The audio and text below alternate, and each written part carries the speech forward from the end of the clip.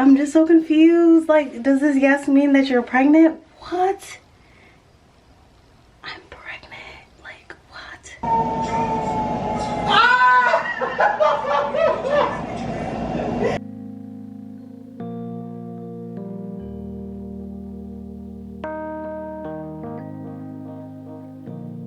What's up, Flourishing Fam? What's up, Flourishing Fam? What's up, Flourishing Fam? Welcome back to my channel. Welcome to Flourish with Delores, where flourishing is about progress and not perfection, honey. My name is Delores. I am a Dean of Student Success. I am a wife. I'm a child of God.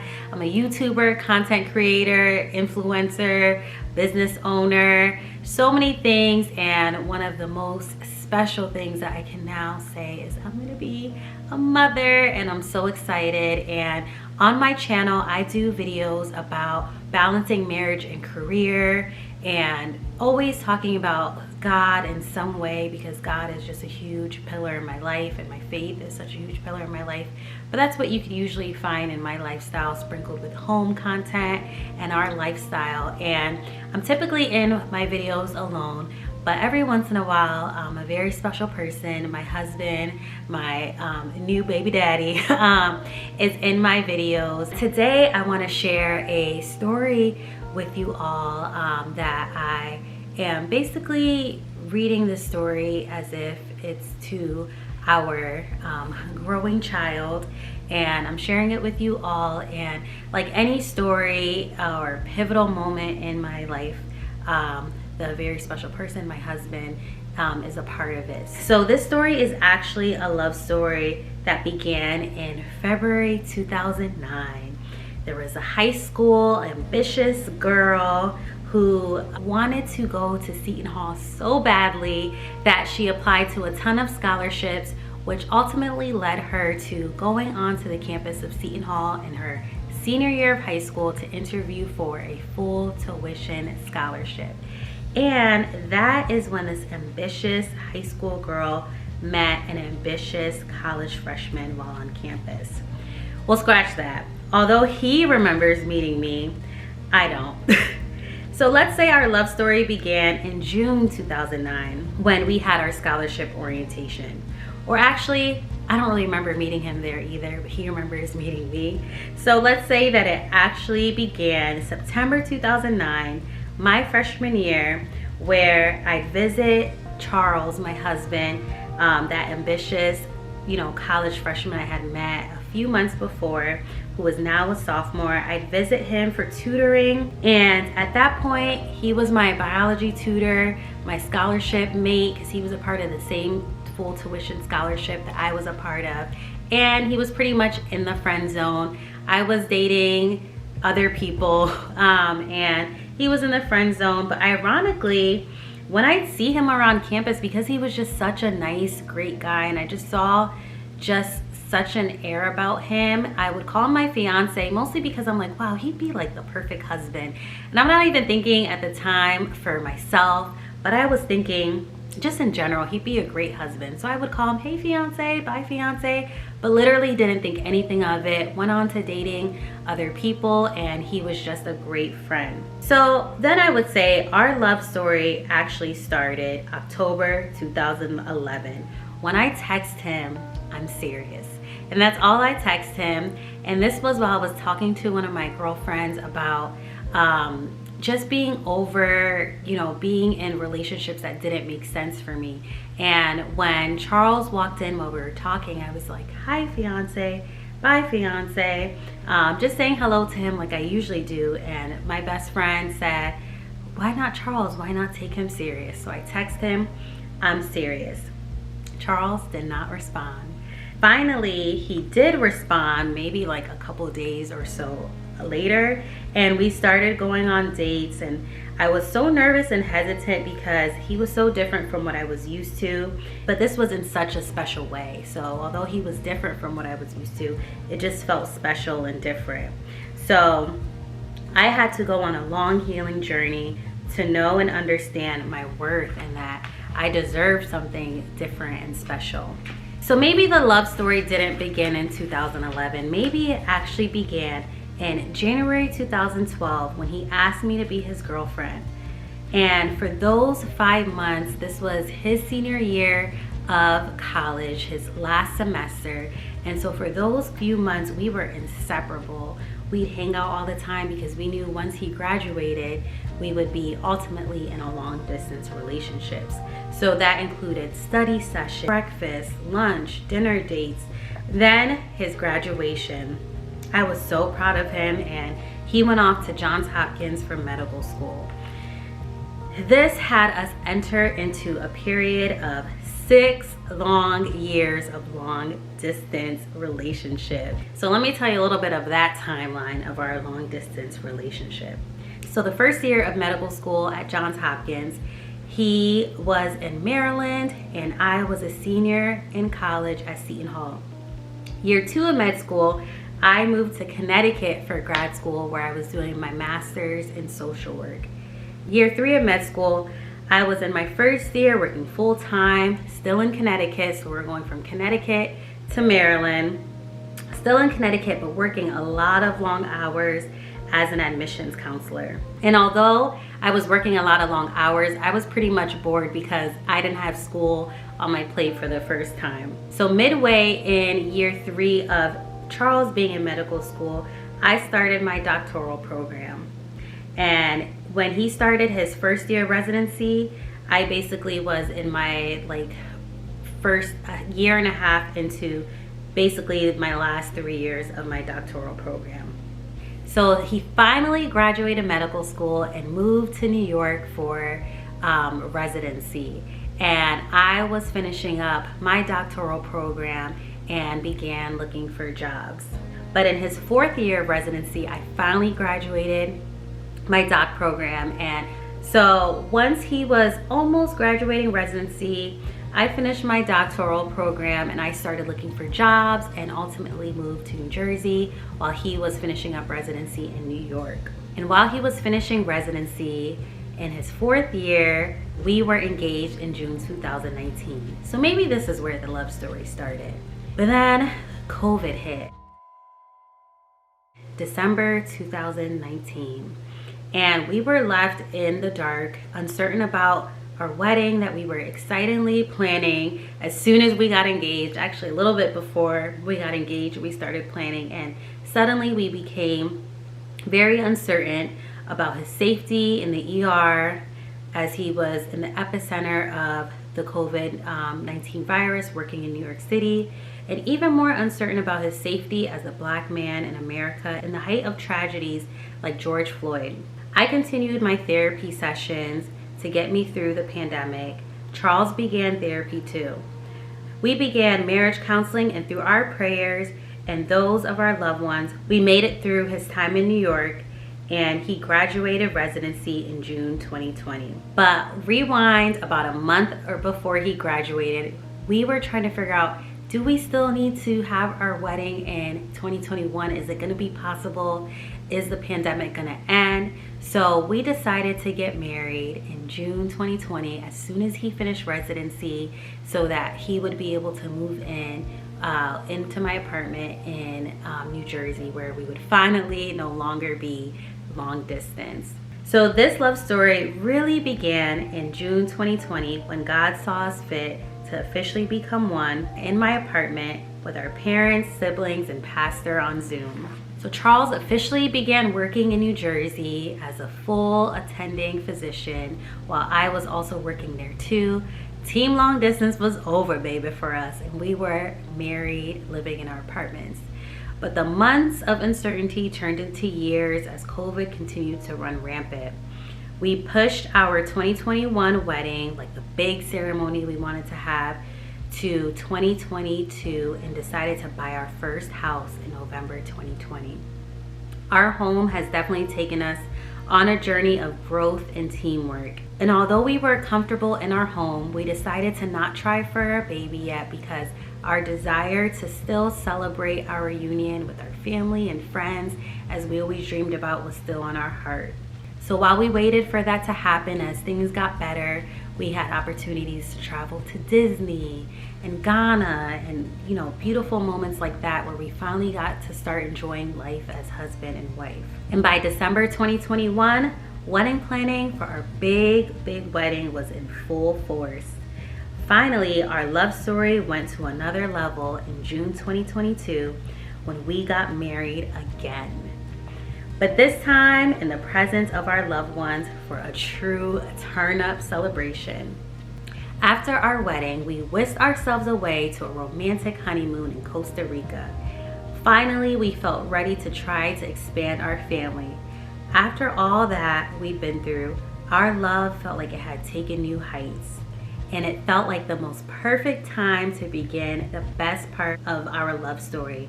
Or maybe let's call this a love journey. So we tried, but then me being the ambitious girl I told you about in the beginning of this love story, decided to pause on trying after we tried for a week. You see, I had started a new job as assistant dean months prior, and within 6 months I was promoted to dean. I felt like the timing wasn't right and we needed to wait a few more months until I adjusted into my new role and responsibilities. So we decided to stop trying until later on in the year. But God is so amazing, had a way of reminding us that He is always in control. And whether things happen earlier than planned or it seems like it's delayed, His timing is always perfect. So about a few weeks since the week that we tried, I was late and found out our sweet angel was already planted in me. While shocked, I felt incredibly blessed and grateful. I was so excited to tell my husband, the dad-to-be, that he was gonna be a father. What's up, y'all? Just got home from work. What's today? Today is Friday, August 19th. I feel so nervous. I just took a pregnancy test, which I can't even believe I'm saying. I just got home from work and I'm 6 days late. Go look. Oh my God.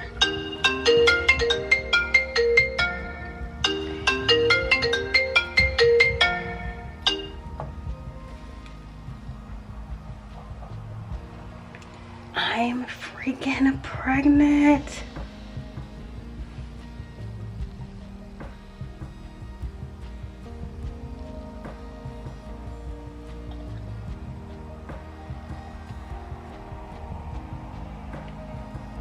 I don't even know like how to feel. It's hard because what? I'm just so confused. Like, does this yes mean that you're pregnant? What? I'm pregnant. Like, what? I'm freaking pregnant. Oh my God. Thank you, God, for giving me the opportunity to can't even think of being a mom, like me, a whole mom. I just can't stop staring at this yes. What? I think Charles is home, so I gotta go and figure out however I'm about to tell him and hide all this stuff. What? Oh my God. Okay, I'll talk to y'all later. Now I know why I've been on edge. You know, the worst attitudes with Charles, just thinking it's just PMS. Okay, I gotta go now again. What's up, y'all? So we just got home from a long day at Temple. Charles is outside bouncing the basketball, so I'm gonna see if I can set y'all up here. Don't want him to see the camera because I don't want his reaction to be based off of you know, seeing the camera. So I hope he does not see the camera. So his one request was that Seton Hall's basketball coach, probably shouldn't be sticking this in, that Seton Hall's basketball coach tells them the news. So I paid for like a 24-hour turnaround because I just found out yesterday, which yesterday I was in complete shock and a little nervous because it's kind of unplanned, and you know, when you get into your own plans and when you want things, but I'm just so grateful. This is such a huge gift. God is so good. You need to be healthy, happy. I know we're gonna be amazing parents, so I'm just so excited, so grateful. Okay.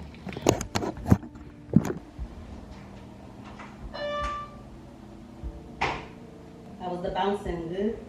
Good. I'm so tired. You know, usually I would be like, I gotta get upstairs and shower. Oh my God, you have to see this video. Serena's crazy self.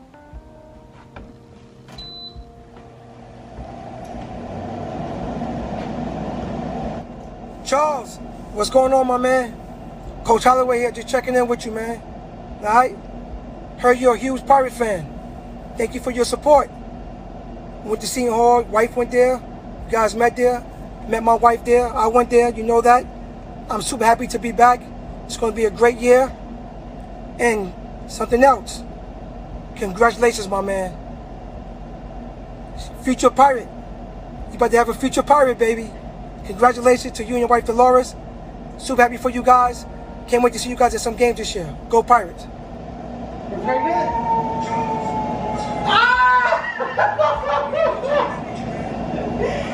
I can't freaking believe it. I love you. And so we began preparing for you, our sweet angel. This involved a lot of doctor's visits, months of constant nausea, exhaustion, discomfort, burping like what I describe as the sound of a 300-pound man burping.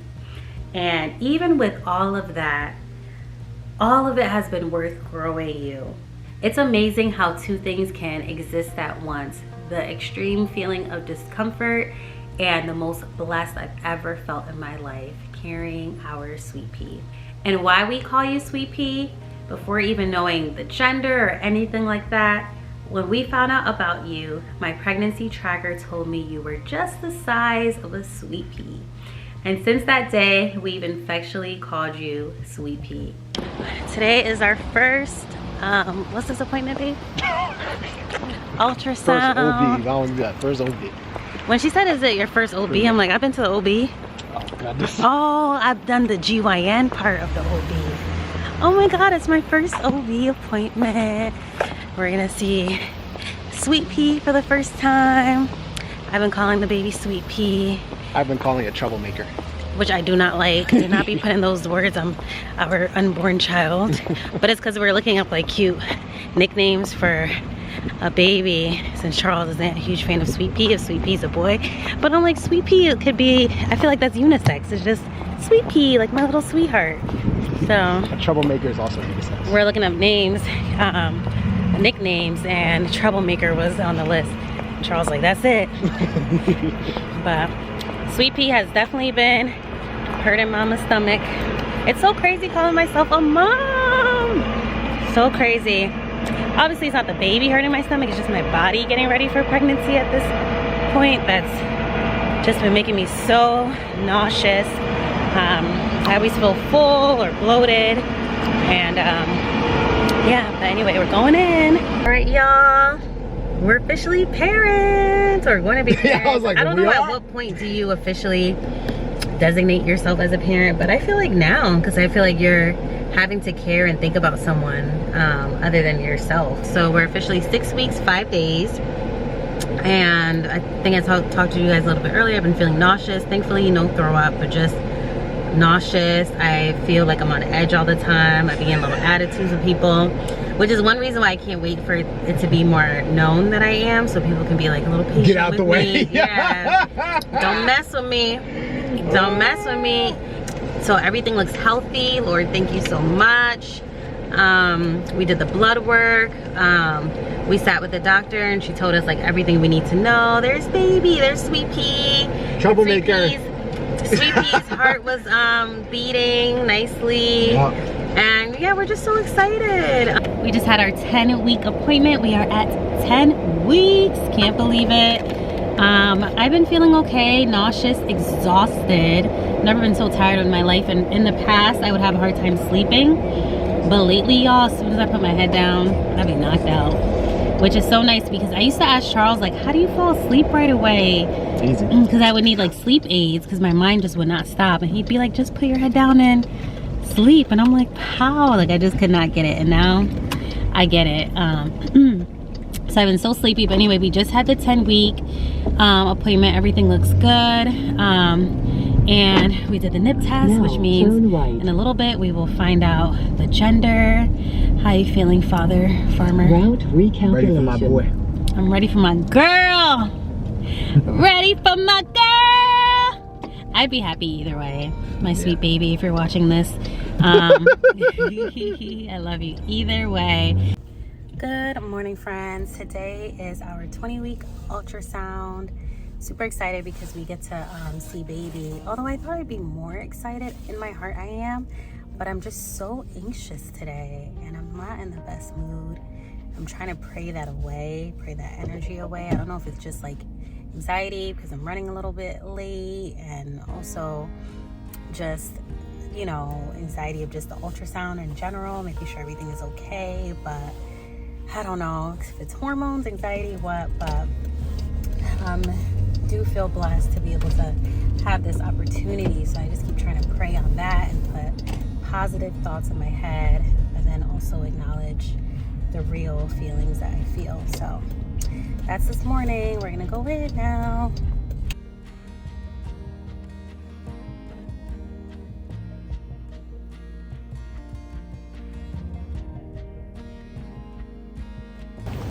All right, friends, ultrasound is done.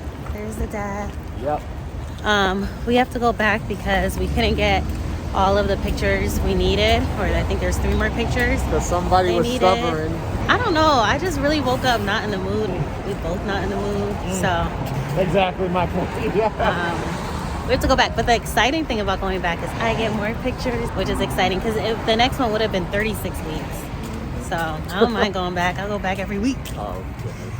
All right, see y'all later. So Sweet Pea, you are gonna be so special and beyond loved. And I cannot wait for you to watch this and hear about all of these lovely moments and hear about your parents' love journey. And for my lovely Flourish fam, we'll continue to take you on this love journey.